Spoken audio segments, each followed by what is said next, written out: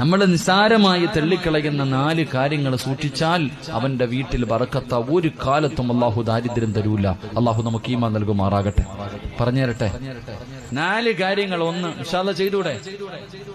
1, സുബഹിക്ക് മുമ്പേ എഴുന്നേൽക്കുന്നവൻ അള്ളാഹു ഒരു കാലത്തും ദാരിദ്ര്യം കൊടുക്കില്ല എന്ന് നബി മുഹമ്മദ് മുസ്തഫ. സുബഹിക്ക് ബാങ്ക് വിളിക്കുന്നതിന് മുമ്പേ എഴുന്നേൽക്കുന്ന മനുഷ്യൻ.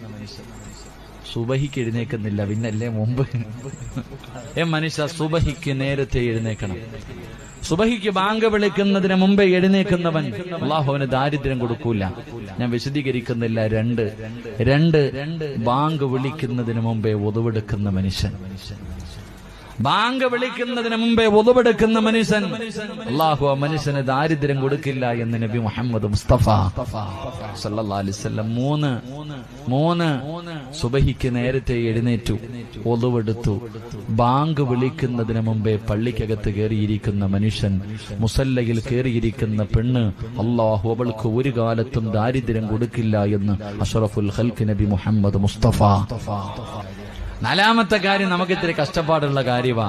വിത്ർ നമസ്കാരം കഴിഞ്ഞാൽ ആവശ്യമില്ലാത്തത് സംസാരിക്കല്ലേ എന്ന് നബി മുഹമ്മദ് മുസ്തഫ. നമസ്കാരം കഴിഞ്ഞ് ഇറങ്ങിയിട്ട് വെളിയെ വന്ന് നിന്നിട്ട് വല്ലവന്റെ ഇറച്ചി തന്നെ വീട്ടിൽ പോകാ, നിസ്കാരം